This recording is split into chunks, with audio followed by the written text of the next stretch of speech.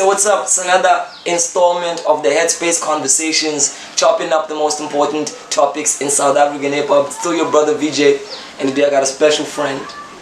I got one of the most revered voices, in my opinion, of this game in the PE scene. Can you introduce yourself, sir? No alias, no. No, that's literally what he goes by. No alias. Take is corner in the background. Take is a Ubi. It's still the Headspace. We're chopping it up. Now, we were talking off camera and we're about to continue with recently something that a lot of people would regard as pretty important happened. Earlier on, I think real hip hoppers would have followed Osmic and the crew trying to start up an initiative in the form of a South African hip hop museum. Mm-hmm. And due to a lot of issues, I think it was issues of vandalism. Yeah. There was also logistical crises and all of that. But ultimately, they unveiled it again. They're ready to go, and this brought about a very, very interesting response from one of the most important South African music and art historians. You time about the name of Prasem Mate. Prasem Mate has some strong words on Facebook. Uti Mate. As a country, we deserve a museum of South African music, not a museum of South African hip-hop. The history of local music is long and richly diverse compared to hip-hop. A relatively newcomer, but part of the country's cultural heritage. Right. So it doesn't make sense to ignore such a rich and globally celebrated heritage in favor of a tiny slice that's not even indigenous. My considered opinion on this matter is that it's obscene and insane to spend 9 million on this project while artists are starving. It's another case of upside down priorities. No doubt. Now, I'm sure a lot of heads and hip hop lovers have been touched in their studio by that I comment. was touched. It's hard. I mean, Yeah. as the Headspace as a channel, we are dedicated to South African hip hop. So Prasem literally just said, we do not need a South African hip-hop museum because point number one, hip-hop is not indigenous to South Africa, and segueing into the most important point, the most important things that need to be preserved are things that belong to us, were started by us, and are reflections of how far we have gone. Those are Prasem's views on it, and this is a very important topic to talk on as heads because really, we keep getting accused of, since the early days, to be a hip-hop head in South Africa, you were labeled as somebody who was not proud of your South Africanness. Because we loved hip-hop at a time where it wasn't cool to be Americanized in the form of fashion.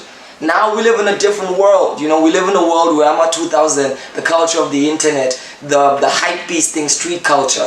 Fashion has stepped into a place where a lot of what is now regarded as typical street fashion used to be something that hip-hop weirdos wore. Yes, sir. So because now the weirdos of hip-hop have entered into the pop scope, a lot of what we see as popular today looks like hip-hop, is hip-hop, comes from hip-hop. And I think we're in a place that hip-hop has become lucrative. And I would think that is probably the main reason why the organizers of this kind of initiative feel the importance of it being valid and, most importantly, viable.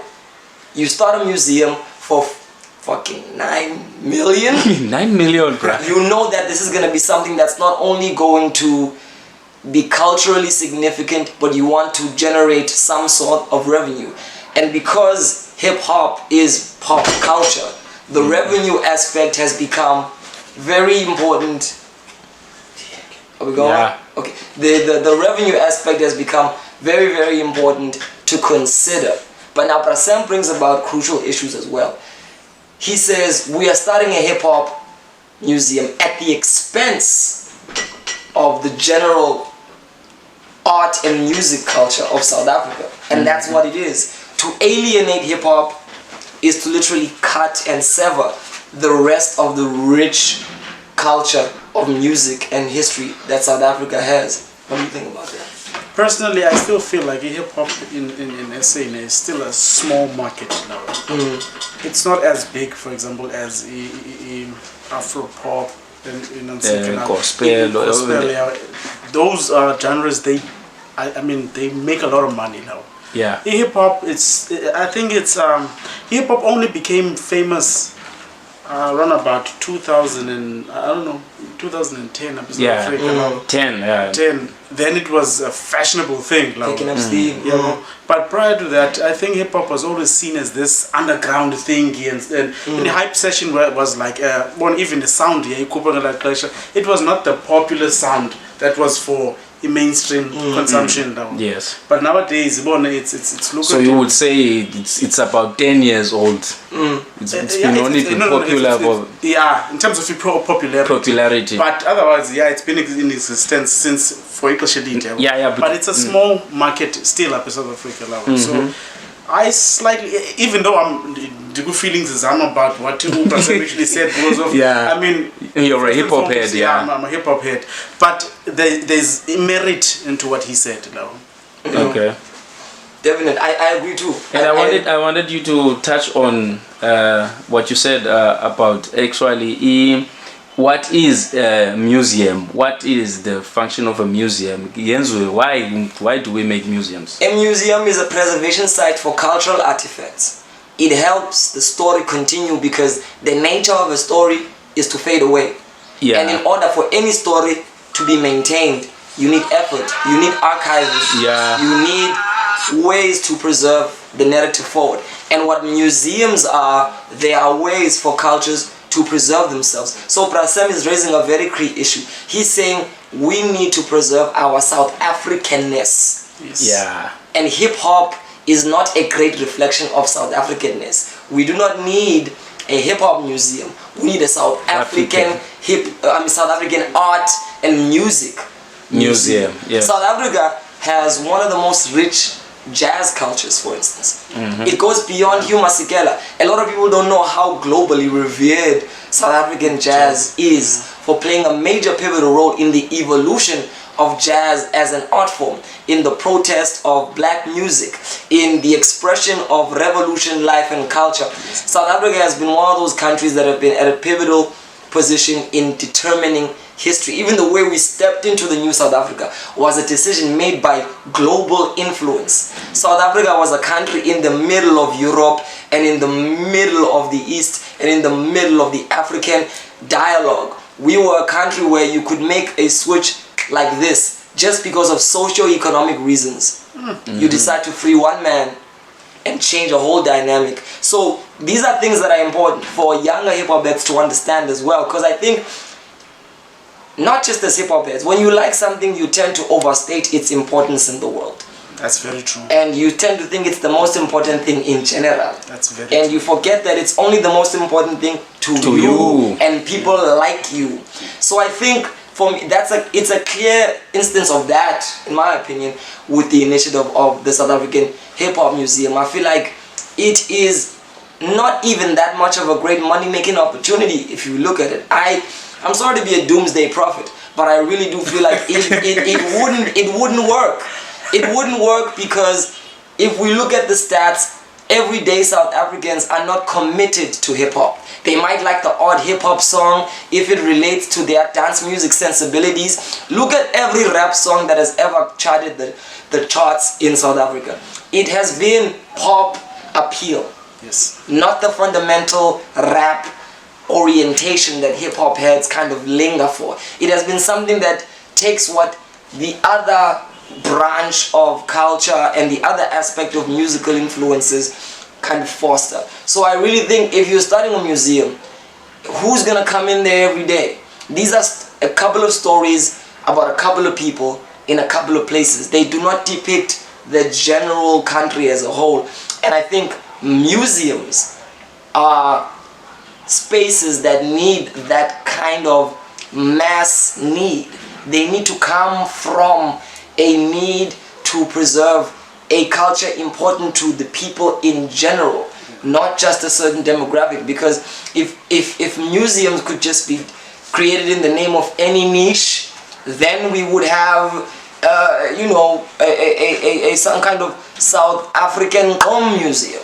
We South could have African piano South music. African piano museum. Just to expand on that, no? Yeah. I also feel like hip hop, especially South African hip hop, or hip hop in general, is parasite music, so to speak. Because if hip hop is always, we born in South Africa, but it's always fused with certain sounds that were well known up in South Africa. For example, Lendo Theatre about songs that actually charted. You would find that there's an element of kwaito integrated yeah. into Lona Nzika in order for it to actually have mass appeal. Absolutely. Yeah, well, so I do feel like Lendo Theatre about hip hop, but it's not as big as the kwaito, the the sound that is actually is it Popular up yeah. in South Africa. Well, Yeah. so It's still got a long way, but must stay. Even a museum. Yeah, give it another 20 years or something like that. No, I think never. Never. Here's why I say never.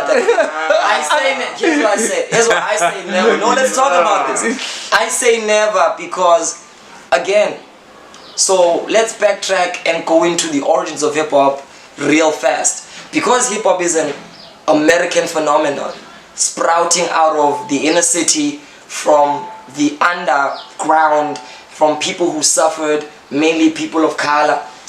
It has been for them in America a tool for their economic rise. It has been a tool for the mass acceptance, if not mass realization, of the challenges of a few for the greater American people to focus in on.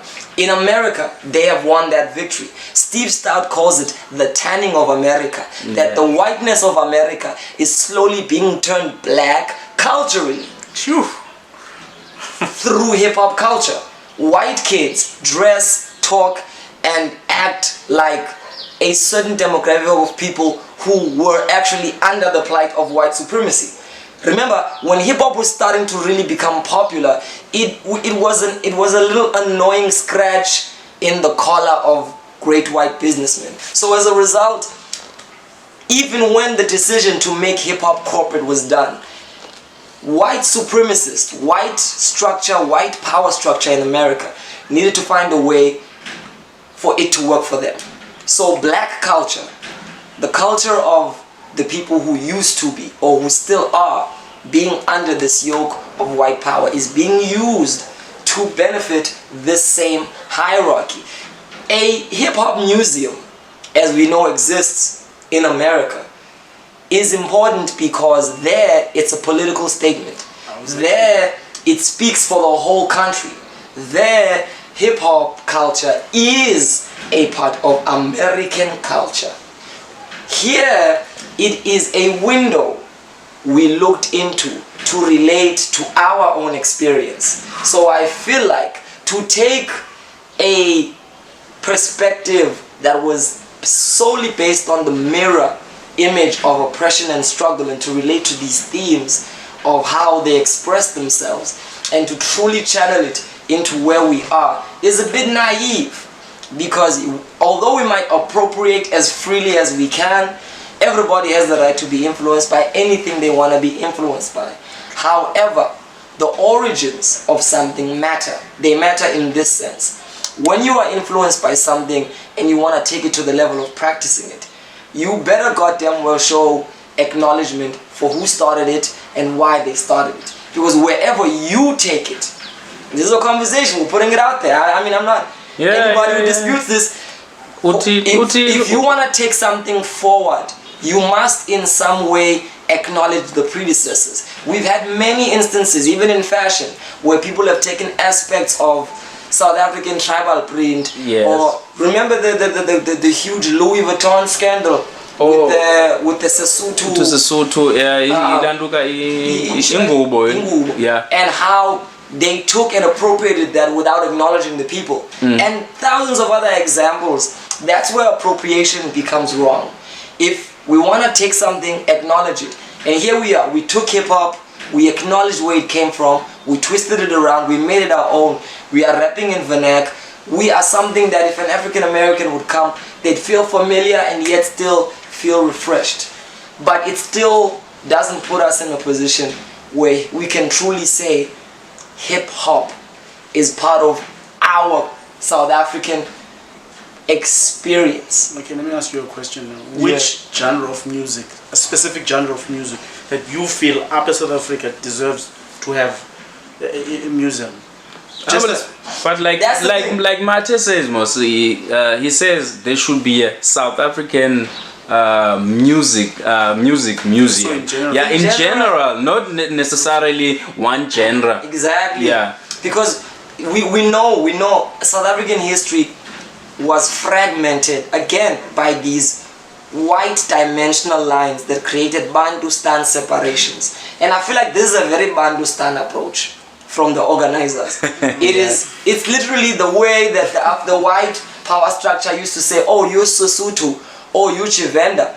Let there be Sotho land, let there be Venda land. Ignoring the fact that from the Sesotho, from the Chivenda, there is a dynamic origin which involves all of these people. So when we are talking about the great South African experience, it can't be a Sesotho experience, it can't be a Chivenda, it can't be a Zulu. This is something that has affected South African media a lot, because there were times where you look at South African television and it felt like the Xhosa show, and there are times, some people say now, where you look at the South African media and it feels like the Zulu show. Yeah. So these are things that we need to talk about. Representation matters. We live in a country where diversity is part of our branding as a rainbow nation. So I feel like if you live in a diverse culture, you are naive, or you're just plain greedy if you want to cater to something which does not factor in the rich diversity of that country. So this is why for me, a hip-hop museum, an SA hip-hop museum, massive fail. Massive fail. It should never exist. I don't care how big hip-hop becomes. I love hip-hop, but I love my country more. And as much as I love hip-hop, I know that if I went to America, I'd still be black, but I'd be treated differently as an African. So there are things that not even hip-hop can unify us through. There are very deep socio, political, psychological effects that have been created by a number of issues, colonialism, whatever you name it. We can go into the politics, but I would go into America as a South African and I would have to start from scratch. Yeah. Maybe that's what's happening to Nasty C. Maybe this is why a lot of South African rappers who cracked this ceiling can't be there, because right there, they're not even a fish in a big pond. They're probably some kind of microorganism that's not even visible. And the biggest mistake would be to go there and act like them, because you dissolve even easier. This is what the headspace keeps preaching, authenticity. And I think in the conversation of authenticity and understanding the importance of where you come from, I am ahead. I love hip-hop, but the greatest decision for hip-hop is to educate other South Africans why it matters alongside other disciplines and expressions that have been indigenous to this place or have been appropriated. So it would be more powerful to have a Lymphatic Tabs exhibition next to a Pussy Chemistry exhibition where you could talk about the parallels of how we can jump from this to that, rather than just have a narrow exhibition that only caters to a certain niche group of people. We are defeating ourselves as hip-hop heads if we think we are going to win the struggle of this country by separating ourselves. Again, this is a very apartheid style thinking. Yeah. You know? Tino and I know Elias. I think right now the good feelings is up right now. Because of I agree with pretty much everything that you are saying. Because Nyanike, you know, South Africa has a very rich legacy of music now, from jazz, we mentioned gospel and stuff like that now. As much as I love hip hop, I think I'm actually forced to agree with you. Agree with you in the sense that Nyanike, it's maybe it's not that viable, you know, to actually have a museum that only caters for hip hop. You have educated me on that level. It's because of I love hip hop. Because hip hop is the music that I actually listen to. Yes. But even I have to accept that there were Nansika genres that were Nansika sort of like carrying the Nansika the struggle for South African music, right? Yeah, bro. Like Kwaito, bubblegum, gospel, and all of that stuff. So I don't think we are ready as hip hop heads to actually alienate ourselves and actually build like a hip hop museum. Even though, to be honest, I'll probably check hip hop Nansika section. Yeah, I'll probably check Nansika, but I'm actually forced to actually agree with you because of, I mean, the one thing that I actually like about this guy is that even though sometimes you don't agree with what he's saying, but the way that he actually elucidate point like Ubanalamba, you have to reflect when like, you know what, maybe I didn't look at it that way now. Yeah. And I feel like most of us hip hop heads as a status because of singene kabuhlungu Yeah, not but- by sizathu Yeah, but- singene kabuhlungu yeah. but yeah. You know what the beautiful thing is? And But the thing sorry, and another thing, I feel as if that argument Yako was at first I didn't agree with it, net, because I felt like it was actually structured more towards politics rather than Oh, okay. music Yeah. itself. But then again, you did actually expound. Now, what I wanted to touch on, you talked about authenticity, Yeah. which is most of our hip hop, like the rap that we listen to, it's regurgitating whatever that's what's popping in the States. So if you talk about authenticity, what you're saying is if South African rappers or artists, they come to a realization, okay, now let's be authentic, and then they, whether by Mzantsify, hip hop or Yeah. whatever, and then, so what you're saying is, if they get to that point, wouldn't we still have Landuka now have Basbenayo museum hip hop when we get to that point whereby, okay, everyone now is on the same land, okay, let's Mzantsify this shit. You know what the greatest thing about authenticity is, Takeza? It's the fact that it disarms hostility and makes people understand where you come from. When rappers first started rapping, because like you said, their immediate reference was Yes. America. Yes. They were met with great tension Yeah. from their own people. The moment they learned the lesson that they needed to understand, number one, as an MC, who am I rapping to? Yeah. As a DJ, who am I spinning the decks for? As a b-boy, who am I breakdancing around? We couldn't be naive and simply mimic American culture in the presence of South Africans. We had to take the influences that we took from hip-hop and add a twist of our own unique South African experiences. And that is the time when, and this is why people like Pro are important, because it was when SA hip-hop was done in an SA way that the same people who were hostile towards it actually started to appreciate rapping. That's why Yeah. I made the point of hip hop being some form of a parasite. Right. You know. Yeah. Sample count. So I think, in conclusion, this is teaching me two things.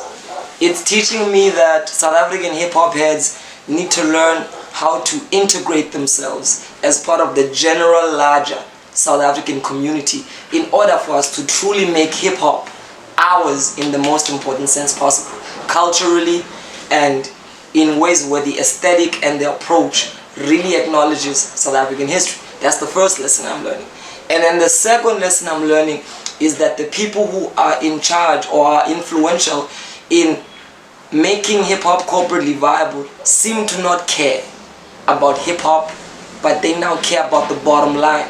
Yeah. And yes, I'm talking to the founders of this museum and whatever initiative that doesn't consider the culture at large, but looks at a kind of theme, trend, or maybe gimmick.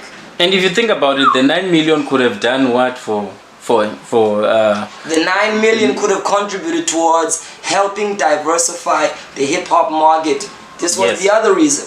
South African hip-hop struggles because we have not worked at creating and honing. We don't even have to create.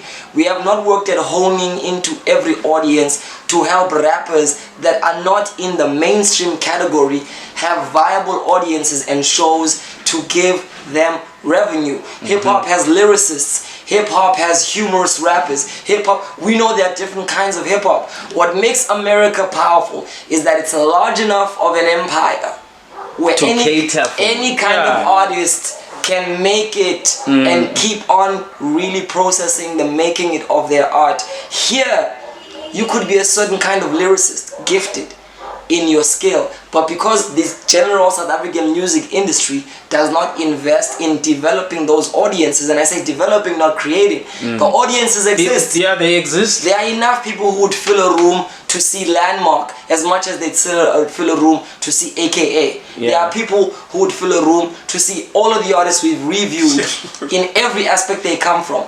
Those who have the money, those who have the influence, who, if they truly care for hip hop, their vision would be to make Emphatic Tabs have as much of a revenue as Ricky Rick. That's all I'm gonna say. Utino and no Elias. What you gonna say? Because it's In possible. conclusion. In conclusion, I find myself having to actually agree with you, even though initially that wasn't the point. No, I wasn't trying to actually be congenial to what you were saying now, but you know, like I'm speechless. Like, speechless,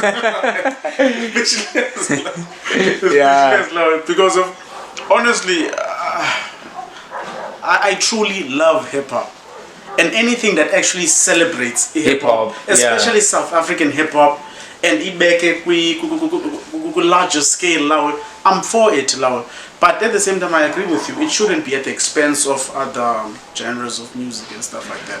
Because of, remember, we are still trying to build like a very large South African market, law, you know, to actually push it, like even beyond the borders, and stuff like that. Yeah. So. I'm forced to actually agree with you that maybe it's not viable, but as I've said before, I'll probably check that hip hop section more now.